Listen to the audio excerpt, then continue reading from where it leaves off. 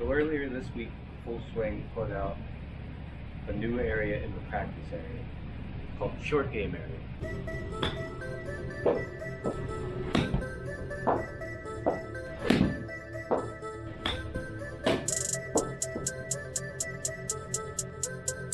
Therapy, this is fire. Land's amazing. So in this short game area, you can see there are 9 different locations you can hit at, and you can move this yellow cursor, put it here, put it in the bunker, I can go to that one, I can go from there to number 3. So inside the short game area, you can still hit up to 181 yards. So inside this area, you can pretty much practice any kind of shot you want, and as I've been ramping up on Full Swing, making the courses harder and harder, chipping has been the thing that's been going by the wayside. This offers a great opportunity to practice that before you go out. When you go play around, what you normally do, practice your chipping and putt. Now you can't really putt on this. That's the next step, the next logical step. Again, there are downfalls, and that is one of them. But this is a step in the right direction from Full Swing, for sure. So playing around with it a little bit, I'm going to give myself a couple easy up and downs over here on 1, 2, and 4. Let's see how the simulation works. Therapy, this is fire. Lovely little contact.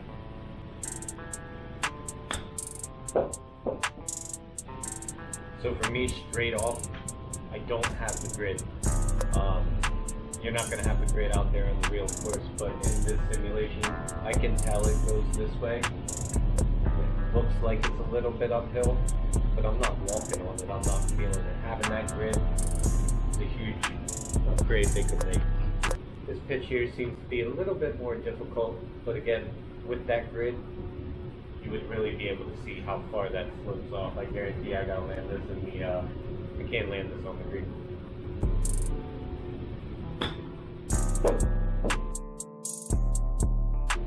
Hey, that's pretty good.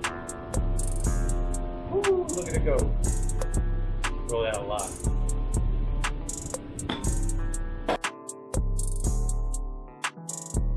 I knew as soon as I hit that one, I hit it a little too hard.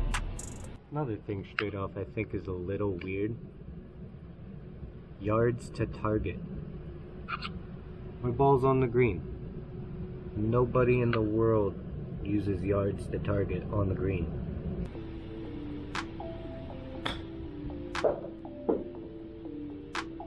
Oh man, that stopped. I thought that was really good.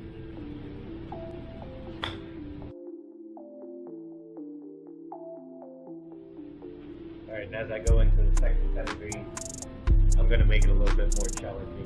It's 37 yards away to hole number 3. It's not going to be.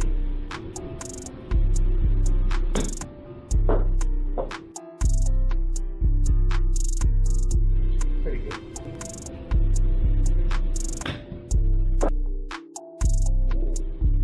Wait on that. There were 6 of them I didn't film where I dumped into the bunker there. So now I kind of want to test how accurate I feel the simulation is. Obviously, there's a tree right there in our way. That is reality. That's going to happen on the golf course. If you bring the ball over here, it looks like it's going to run off that way. If you bring it up here, it looks like it's going to go closer to this flag. I also kind of want to see if I can go straight through that tree. I hope not, but we'll find out.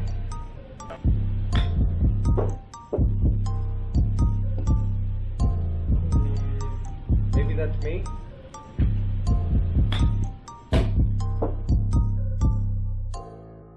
So that felt kind of realistic. I'm gonna make it. I gotta go right through that tree.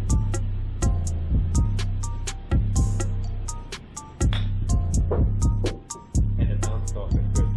Honestly, want to see if I can hit that other one again one more time.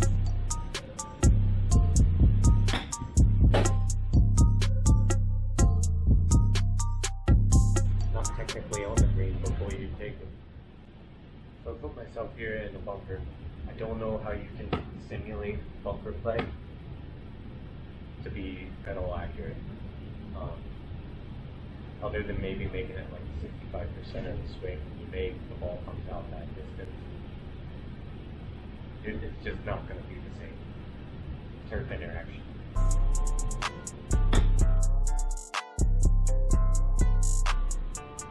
Give myself a putt at it. 2.9 yards. It's only at 9 feet. I'm going to hit this one more like a chip than a flop it out one.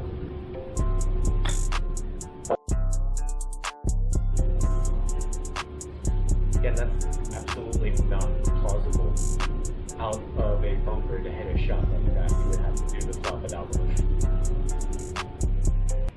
So obviously all of that is going to help a lot with your short game. When you miss a green, chipping, getting it up and down, very important goal, very important. But this is the area that I think will help improve most players from here. 45 yards. 45-yard shot. If you go back through, 45 yards, 68 yards, 100 yards. Practicing inside 100 yards is the most important thing that any of us can do. Now, this will give you actual accurate measurements to where you're landing the ball and get you the best that you can play going out. This is the part that I'm most excited about. So like I said, most of the short game area is going to help you get up and down when you miss a green. These shots here, those are 54, 45, 60, inside 100 in that distance, those are going to help you make birdies. Figure out those. This is awesome.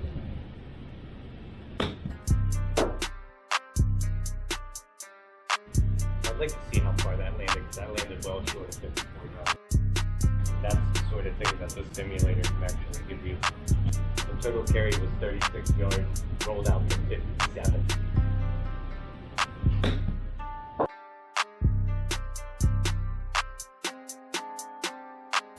Oh, it's probably not fast. See if we can fly this 42, a full 42.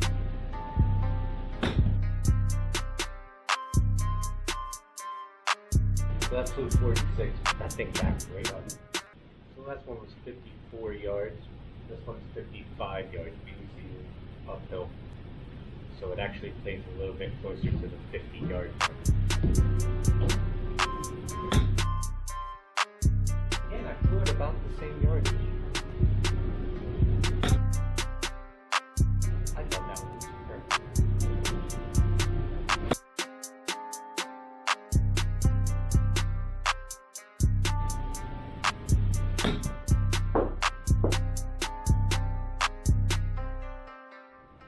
This for me is the absolute worst yardage. 90, 95 yards, somewhere in there. With this new setup here, the new short game area, I can come here, I can figure out exactly how hard I need to swing my 54, or if I can actually carry my sand wedge that, or my lob wedge that far. Because I don't know.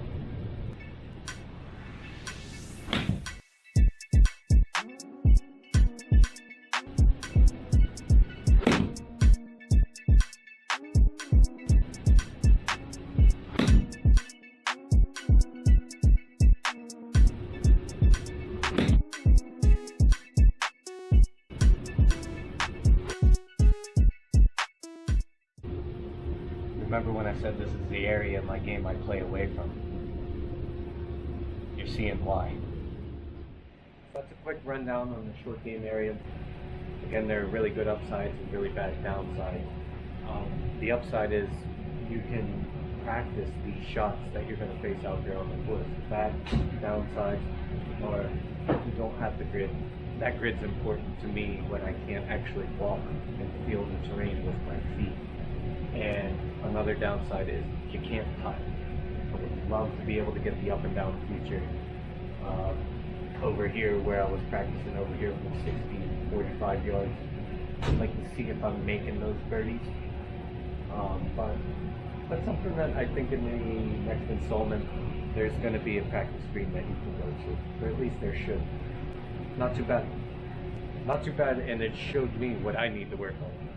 After this video, I'm going to go back to 90 yards, hit 70, 80 balls, figure that out.